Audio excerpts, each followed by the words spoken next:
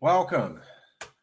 This is the Yes California Calexit response to the documentary that just came out by Interval Presents, created by Warner Brothers Music in production with Awfully Nice Production Company. It's called Interval Presents, and the first episode is about California independence. It's a brand new podcast by Warner Brothers Music. And what we want to say, episode 5 came out, awesome documentary. If you haven't seen episode 5, you should see it. The storytelling of the documentary is outstanding. I have to say, they tell the story better than I could myself. There's riveting first-person interviews. I mean, they talk to a lot of people and they insert interviews directly from the sources. And then there's great throwback clips to audio from the media at the time that things were happening. So when you watch the documentary, it's a compelling narrative, and then they have different people's voices talking about the issue, and then they overlay clips of the news at the same time. So you get a real sense of what was going on at that moment in the media and what was going on in the moment in the public mind behind the scenes. It's the best documentary about Calexit out, period. And it does one of the best jobs. Also in part 5, they perfectly outlined the plan for us to legally achieve independence.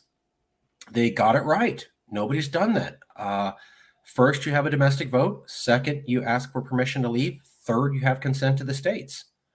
They got it right, and they said it, and they were the first group to do it. So I'm blown away by this documentary crew and the diligence and storytelling and artistic ability, and the fact that they're getting a lot of the story about Calexit right. So I don't do this with happiness. Unfortunately, in episode 5, Land of Flowing Water, they did not mention key facts that I sent the documentary crew. Instead, the documentary says, well, Marcus says we don't have a water issue in California. And then the narrator goes, is Marcus right? And then they cut to a quote from John Christensen, who goes, that's nuts. So they keep saying, there's a quote of me saying we don't have a water issue in California, which is true. And I'll explain to you. And then at a point, the narrator says, is that accurate? And then they go to the expert and he goes, no, that's nuts. So, and then they didn't mention a lot of the key facts that I sent them. So I don't know what happened. I'm just pointing out I was correct. John Christensen is wrong. Here are the key facts, and I'm going to show you that and prove it to you. And I sent it with the documentary crew, but for some reason it didn't get in there. So just pointing that out.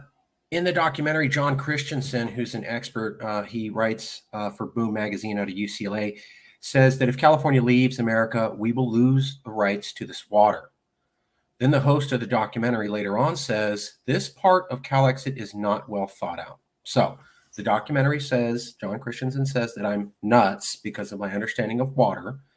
And then the documentary itself, the narrator says, well, this part of Calexit isn't well thought out. So I'm sorry to do this, but they're both wrong, and I'm going to overwhelmingly prove that right now.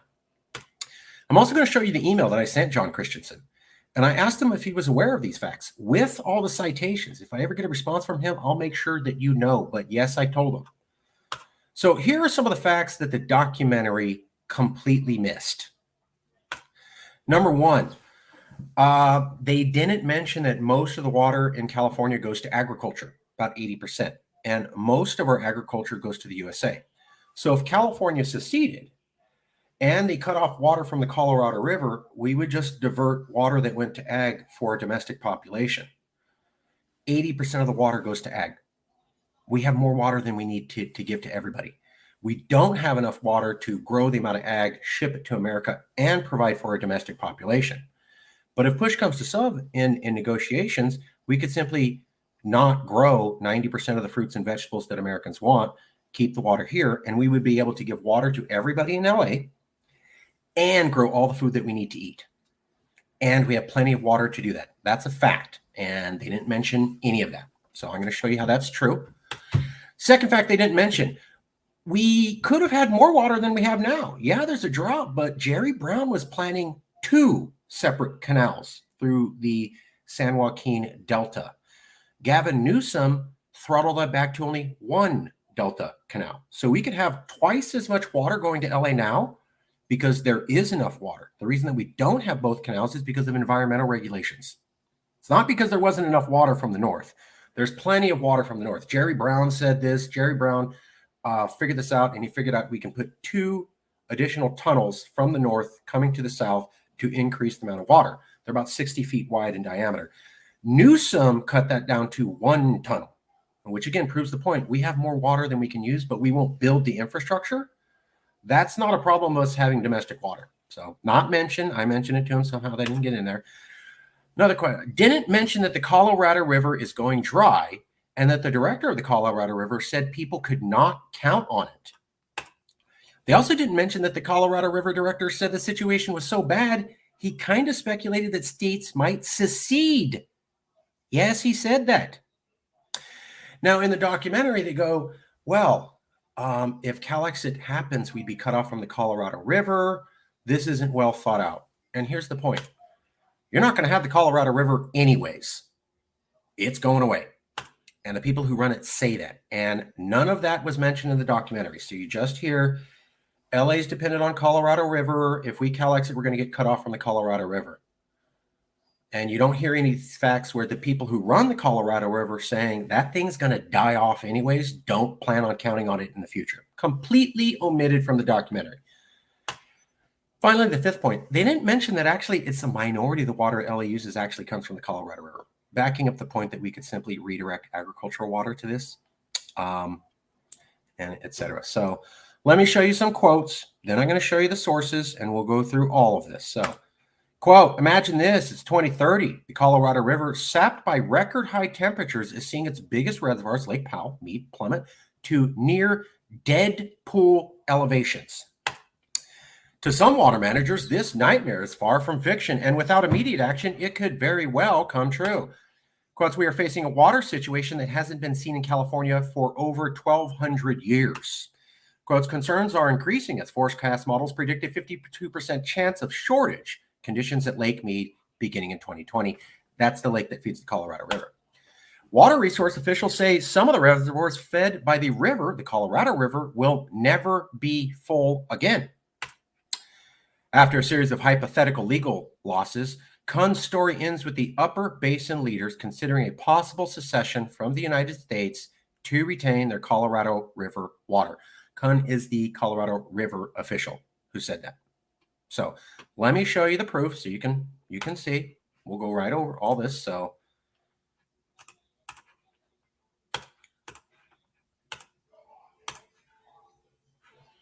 okay. So let me make sure that's showing. Okay. So here's the statistic. 80% of the water in California goes to ag. Where does this come from? The California Department of Water Resources. So I don't know why the fact that 80% of the water goes to ag and that comes from the official water agency of California couldn't be mentioned. Additionally, I'm not sure why this couldn't be mentioned. This comes from the Los Angeles Water District. Colorado River water is 25%. 45% comes from LA. 30% comes from the rest of California. And if we built that second bore tunnel, we could have replaced this 25% by the Colorado River. But we as Californians chose not to build that tunnel. Not that there wasn't water. We chose not to build it.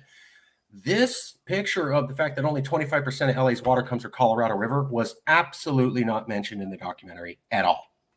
Here you go, Metropolitan Southern Water District. Not a secret, it's right there. Here's the Washington Post saying a mega drought will grip the U.S. in the coming decades. That's where that 1,200 year cycle comes from. What they're saying is the Colorado River is going away because there's going to be a mega drought like you haven't seen in 1,000 years. Washington Post said that. Here's NPR also saying the same thing. This is that article where the people who run the Colorado River say it's going to die off. It doesn't look good. We can't fix it. And the situation's so bad that one of the managers predicted that secession could happen. And that was reported by NPR, also not a shady publication. Here's another one. The Smithsonian Magazine, the Smithsonian Museum, also talked about how the Colorado River is going to run dry. So why can't we talk about how Washington Post and NPR and the Smithsonian Museum all said the Colorado River is going to run dry? And how come we can't talk about how LA itself said only 25% of their water comes from the Colorado River, a small minority? And why can't we confirm that the California Department of Water Resources itself says 80% of California's water goes to ag?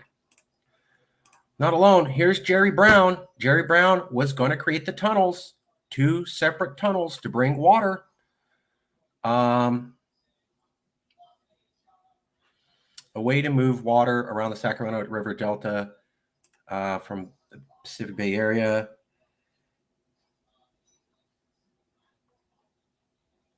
Okay, so he was going to do about 2 tunnels, about 40 feet in diameter, buried 15 stories underground to take water from the Sacramento River and move it 35 miles around the eastern edge of the Delta, linking it back into the state water canal, which could be fed into Los Angeles for about $17 billion, which we could afford. So that's the project.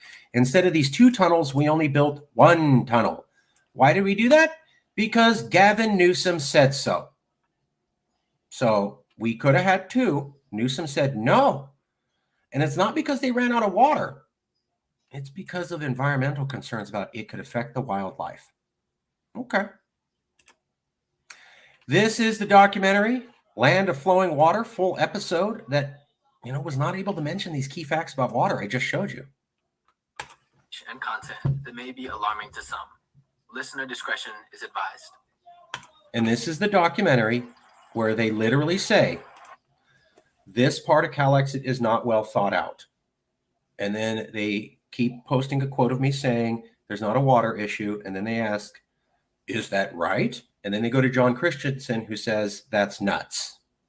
So they clearly are saying, we don't understand the water issue. My statement that there's not a water issue in California is wrong and crazy. That's what they are absolutely implying in this documentary.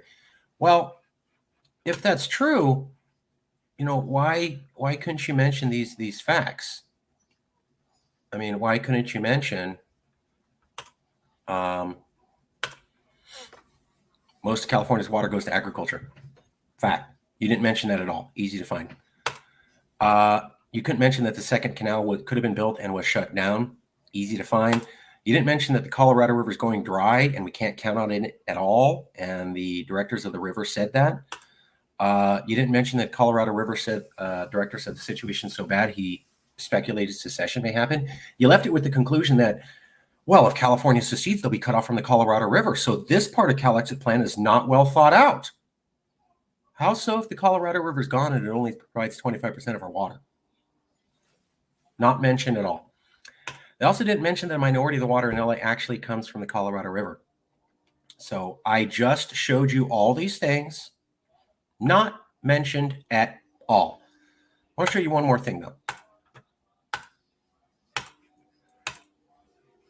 Make sure this is showing. Okay, score. So this is the email that I sent to John Christensen. Those emails are public. They're online. That's not private information. He's a professor, so he has his public information. And then I also sent it out to Dana Ballout, Jesse Burton, Susan Gaber, and Katie Hodges.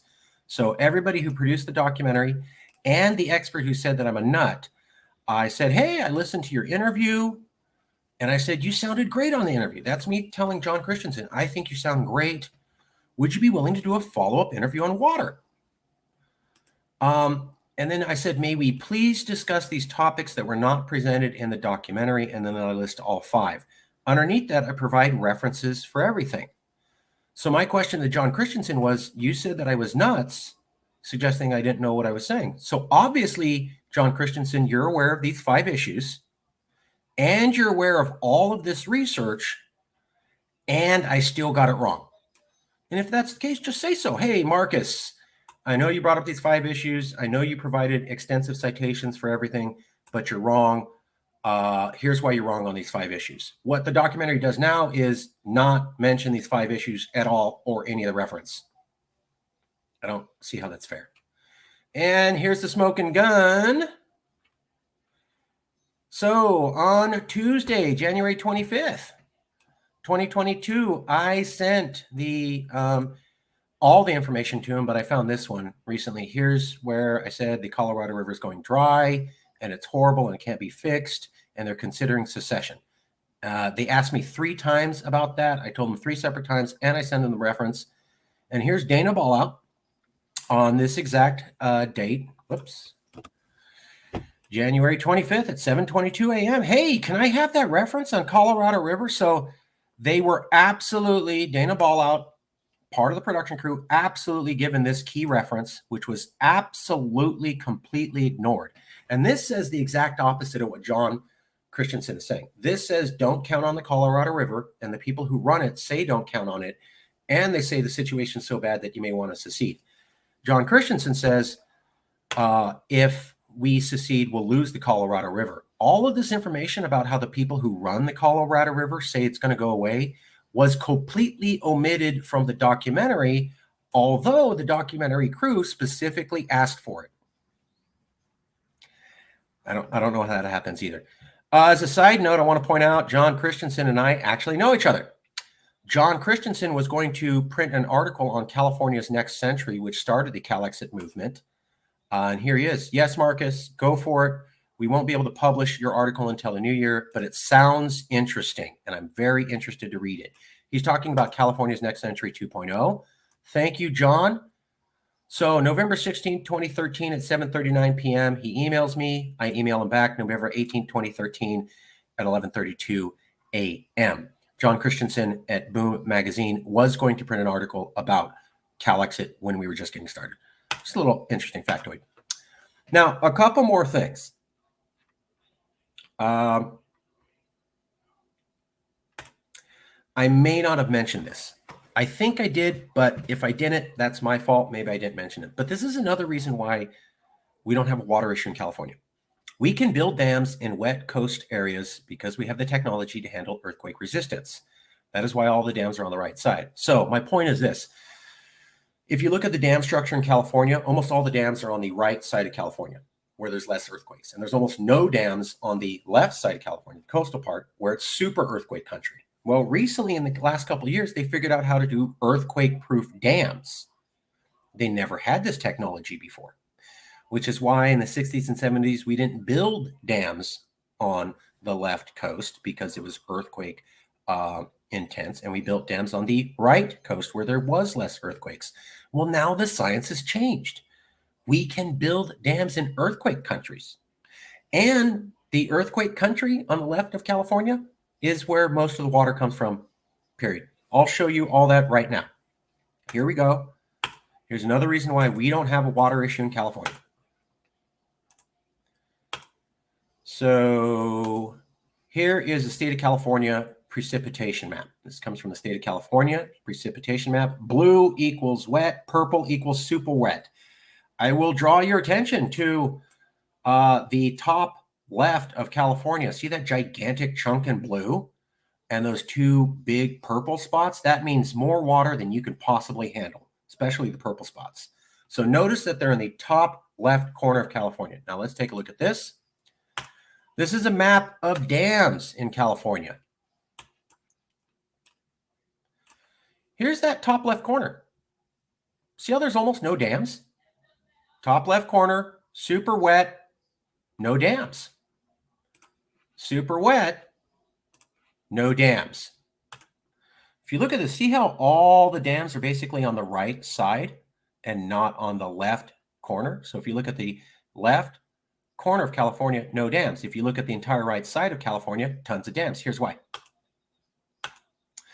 Turns out when you look at earthquakes, there's very little earthquake country in the area where they built the dams. That's why the dams were built there. Looks like there's a lot of earthquake country in this area where it's really wet. That's why they did not build the dams. So north left corner, super mega red, earthquake country. That's why they didn't build dams there. It's also super wet. Look at the right of this map. See how there's almost no earthquakes on the right side? That's why they built the dams there. And here's the thing. The older Irvington Tunnel, which has been taken out of service since 1966, when it was last inspected, lies between the Calaveras and San Andreas faults. The new tunnel, however, is still lined and encased with concrete to help it withstand a magnitude 7.1 earthquake. So they literally built a dam between 2 fault lines that they had to collapse in the 1960s. And that's the point.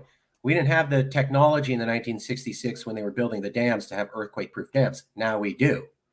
So why can't we build earthquake-proof dams in earthquake country where we have no dams and where we have more water than the entire rest of California produces? Easy facts to find out, not mentioned at all. Now, maybe I forgot to mention it to him, but that's another fact. So when I say that we don't have a water issue in California, that's absolutely true. Now, I will take ownership for this. I said there was no water problem in California.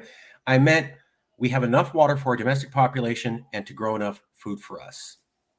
What I should have said, we don't have a water problem as people think. That's my mistake. I made it. I should have said we don't have a problem as water as people think.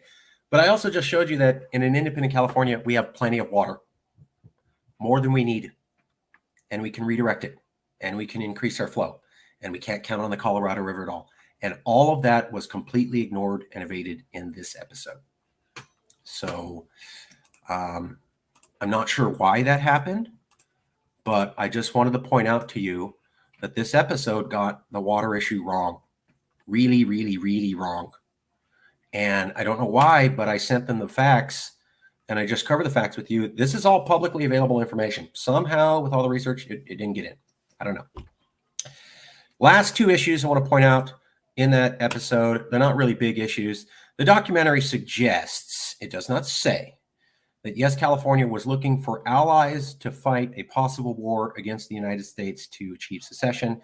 And that is why, yes, California went to Russia. They don't exactly say that, but they kind of hint at that. That is wrong and dangerous. Yes, California, Calexit is not interested in wars. Californians are not interested in wars. And we did not try to get the embassy built in Russia so that we could have Russia align with us in case we have to fight America. That's ridiculous and stupid, and we never said anything like that. I'm sorry, but the documentary sort of hints at that, and that is just wrong and dangerous. Nothing like that ever. We went for the embassy in Russia so that we could get international recognition, because if you want to become an independent nation, you have to get international recognition, and Russia is one of the 5 Security Council members, which, according to the last 100 years of international law, says they can determine and recognize countries. That's why we did it. So I don't know if they're saying that. That's going to come in the next episode. They kind of hinted at this point. I just want to be clear. Hell no. Last thing was they had Barbara Walters say, well, you can't Calexit. Barbara Walters is a professor from California who works for the CIA. And she's being quoted a lot because she's talking about division. And she goes, well, you can't Calexit because you can't be sure the government would let you go. And remember the last time we had a civil war? Lots of people died. Well, here's the thing. Barbara Walters is an expert in insurgencies, but she somehow doesn't know about the last 15 years of international law and legal precedent, showing multiple attempts for peaceful and legal votes to secede that went through without any violence. New Caledonia, Iceland, Liechtenstein, Puerto Rico's looking at one, Kurdistan did one, and that didn't go super great. And then you also have one in Catalonia and Scotland and Quebec. So there are at least 10 examples last 15 years of peaceful legal secession efforts. That's what we're doing. We never talked about fighting an insurgency, and Californians aren't warriors. So why the expert couldn't bring that up, that, yeah, maybe California fits this insurgency aspect that the doctor's talking about, but there's also these relevant facts of international legal precedent around the world. She couldn't mention that. She also couldn't mention that the USSR broke up peacefully, and she also couldn't mention that actually the South attacked the federal government, and that's technically what started the Civil War.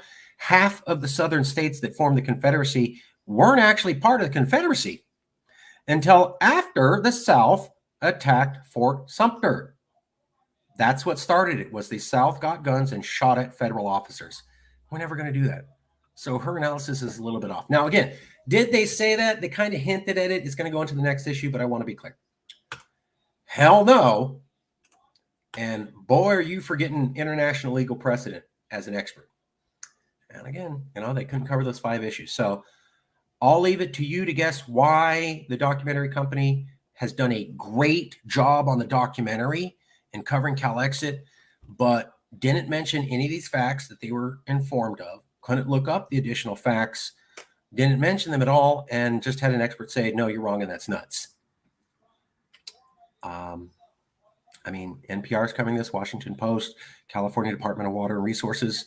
These are not wackadoodle resources. So just something to consider.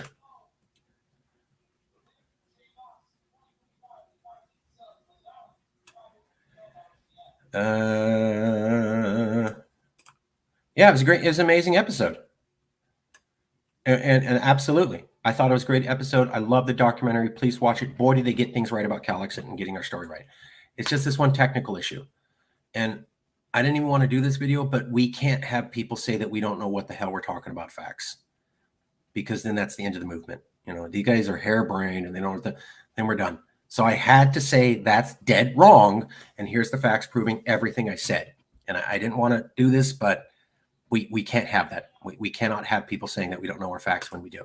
So, all right, we'll leave it there. See you soon.